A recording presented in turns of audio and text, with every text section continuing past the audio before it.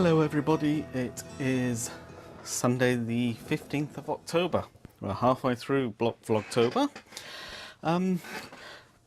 After the exertions of yesterday, I thought I'd just have a nice quiet, relaxed day at home doing a bit of crafting, which I've done. And I popped round to Bob and Wendy's to sort out an issue with their car computer, which all seems to be working now, so that's good. And I've been busy working on my mermaid tail snuggle blanket for my niece, my great niece rather. I'd already finished one. I'm just starting the final bit of the tail now, so this will be finished later today and then I can stitch it all together. So it's been a fairly quiet day, and I thought rather than go outside and show history, I might talk a little bit about my own family history. As many of you will be aware if you follow my main podcast,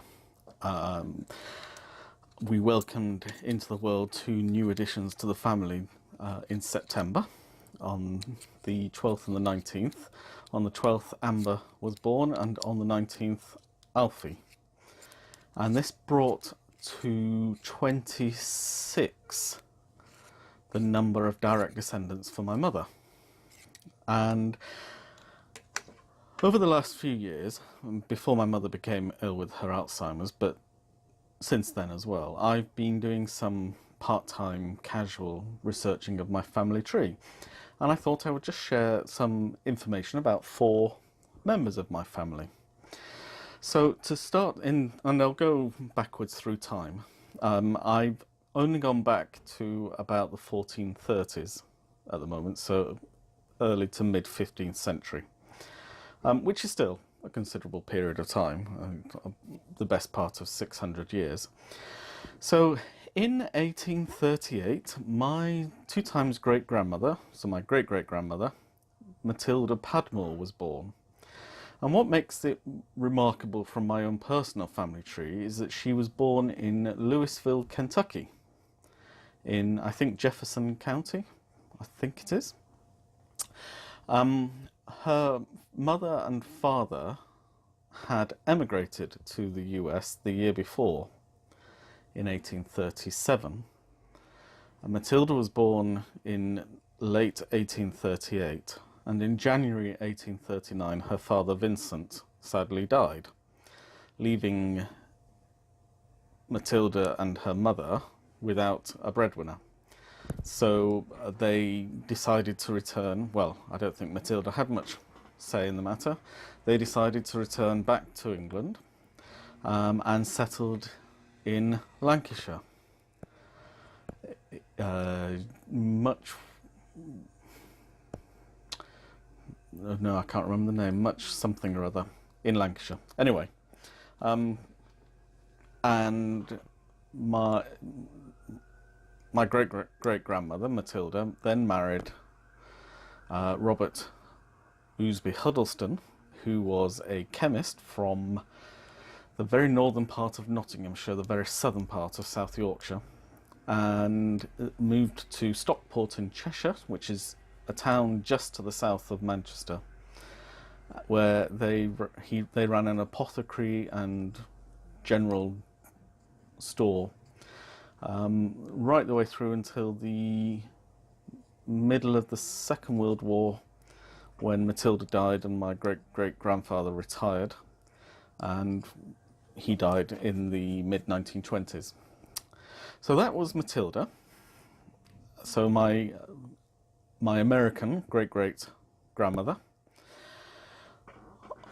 On the other side, so she was the grandmother of my great-grandfather. His wife, Florence Dillon, her grandmother, so one generation before, and therefore my 3 times great-grandmother, so my great-great-great-grandmother,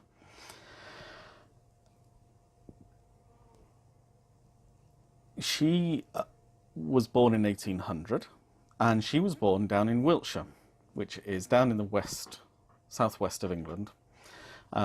She was born and lived near Box in Wiltshire, but eventually moved to Bath, which is where she lived out her last 20 or so years of her life. The southwest of England is quite significant, particularly Wiltshire. The area around Devizes is considered to be the place where the first Celtic settlers 22,000 years ago settled in Britain. And from there they then spread out around the rest of the country.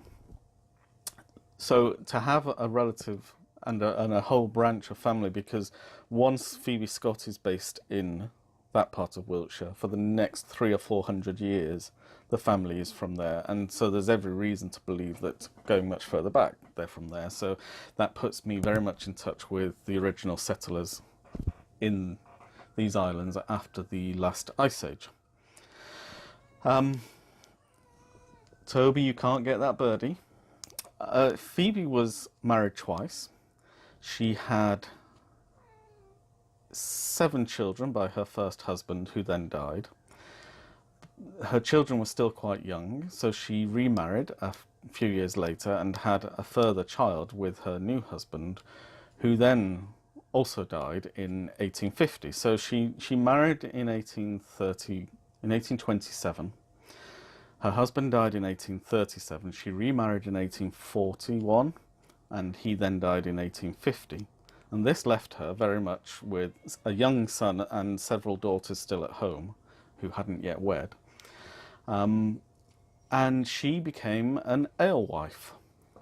Under various Acts of Parliament from the 1820s, the government had been attempting to wean the predominantly English population off the consumption of gin. I think everybody knows of the famous paintings or etchings rather by Hogarth about Gin Alley and Brick Street,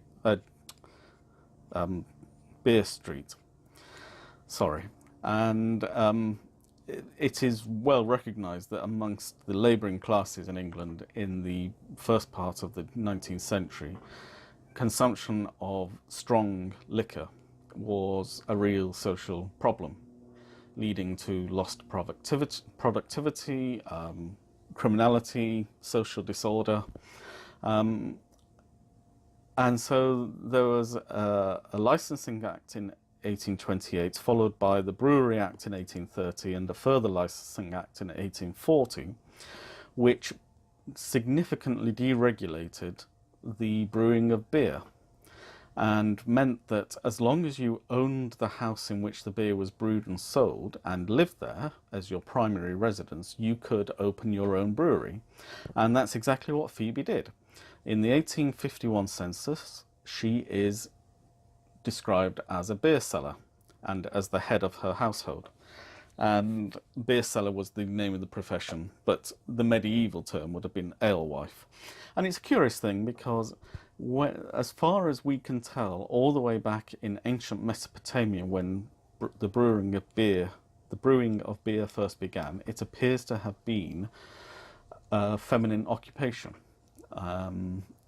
That changed towards the end of the medieval period and into the beginning of the early modern period, but clearly the licensing acts of the 1830s and 40s gave scope for women to begin their own business. And I quite like the idea that, having had the husbands who came and went, as it were, not through any fault of their own, obviously, she was a resilient woman who was able to provide for her family. And in fact, I have the house that she lived and sold the beer from in Bath still exists, and I intend to go there, as does in fact the house that she lived in when she first got married, which is outside of Bath, near Chippenham. So I think I need to make a bit of a pilgrimage down to the West Country and go and see my family origins. Now, the name Scott is a significant name in my family tree. If I go back to 1692, some of you may know what happened in 1692, but if I say the word Salem, then everybody will know what I'm talking about. In 1692, my 10 times great aunt, by marriage, so she married my 10 times great uncle, was Margaret Stevenson Scott, was executed on the 22nd of September by hanging as a witch. She was the only such person from her village or town, which was the settlement of Rowley in Massachusetts. She was the only person from that town to be executed as a witch. She had been married and had had a number of children, but more than half of her children failed to make it to adulthood, so died within the first 5 or 6 years of life. She was then widowed. Her husband had left her a paltry sum of money, about £57, which was clearly insufficient to maintain her household. Her surviving children had moved away, presumably looking for their fortune in other parts of the Commonwealth, and she was a destitute beggar. And all of these things, the destitute beggar, the woman left alone, the number of children dying at a young age, in a superstitious age, gave rise to the charges of witchcraft. It didn't help that one of the people on the grand jury that indicted her was in fact a relative of the person who had informed on her as a witch. So she is recorded on the memorial to the Salem witches. But she died, yes, she was tried on the 5th of September 1692 and was executed on Gallows Hill in Salem on the 22nd of September. No, Toby, you can't go there. And perhaps an interesting parallel with Margaret Scott is found. My earliest ancestor on that particular branch of the family is Sir Thomas Overbury. He was born in 1485 and died in 1544 during the reign of Henry VIII. Sorry, during the reign of Edward III. Edward VI, not Edward III, sorry. Don't know what I was thinking then. 1443 to 1448. No, that's wrong. 1543 to 1548, that's right. Henry VIII died in 1543. Sorry, I do know my kings and queens of England, but sometimes my brain doesn't work entirely. So Sir Thomas Overbury was a knight in Gloucestershire, and his son Sir Thomas handed on the baronetcy to his son Sir Nicholas, and Sir Nicholas's son Sir Thomas, so the third Sir Thomas Overbury, was a very close friend of a favourite of King James I of England, 6th of Scotland, Robert Carr. But due to Robert Carr's involvement with the Countess of Essex, who she was the daughter, so this is quite complicated, but she was the daughter of the Duke of Suffolk, and she was married to the Earl of Essex. She claimed the Earl of Essex was impotent because she was having an affair with Robert Carr, who had been made by James the First into the Earl of Somerset, because there is a suspicion about James I that he was homosexual and liked attractive, intelligent young men. Robert Carr realised he wasn't getting any younger, and so he assisted the Countess of Essex in her bid to have a divorce from the Earl of Essex, and then he subsequently married her. Sir Thomas Overbury III counselled Robert Carr against this, and there is some suspicion as well that Sir Thomas Overbury III, who never married, was also a homosexual. James I offered, in order to sort out the mess, James I offered him the ambassadorship to the court of Michael of Russia. Sir Thomas refused, and the king, incensed at the arrogance of the man, put him in the Tower of London, at which point, a year later, he died. he died, and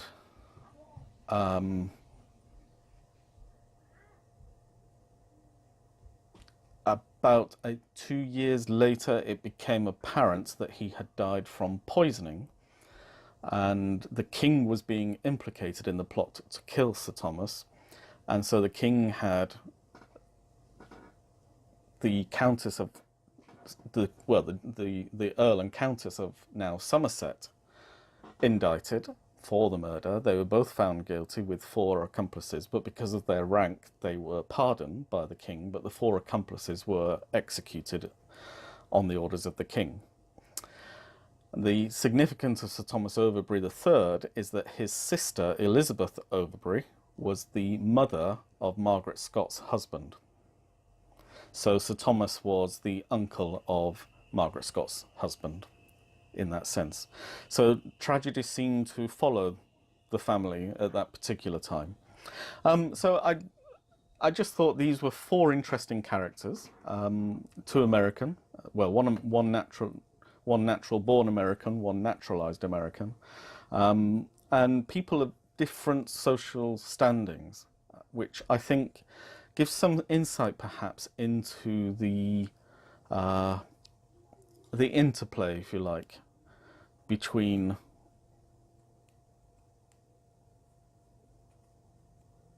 the social classes and historical forces. With Matilda being the child of a destitute foreigner, with Phoebe having lost 2 husbands but benefiting from government initiatives to reduce alcoholism, Margaret suffering the penalty of superstition and hysteria, and Sir Thomas being the victim of a vicious love triangle. So I just, even at all levels of society, these forces can interplay with each other, and I just thought I'd like to share some of that with you. So I hope you found this a little bit interesting. There's a lot more in the family tree that I haven't really delved into, but these were the characters, if you like, that really shone out to me, and the difference in time that Margaret Scott as a widow left destitute and therefore a problem, against Phoebe Scott 200 years later, well, 120 years later, 130 years later, left as a widow but resourceful and capable of raising a family. And because one of the things about Phoebe Scott's second son from a second marriage rather, is that he was my great-great-grandfather. He moved up to Lancashire during the Industrial Revolution, and the house that he lived in by the 1870s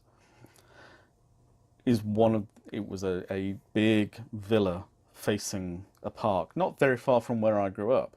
But at the time in the 1870s when he would have lived there, it meant that he had clearly been very successful and made a lot of money. But his profession was that of travelling salesman. So he was clearly selling some product or invention which was essential to the Industrial Revolution. I don't yet know what it was, but I would like to find out. And I like the idea of finding out the little nuances of family history rather than just knowing names and dates. These people had personalities, they had real lives, they had real struggles, they had real joys, and some real successes, some real failures. So I hope you've enjoyed this little trip down up my family tree, as it were, down memory lane. And I will speak to you all again tomorrow. So for now, goodbye.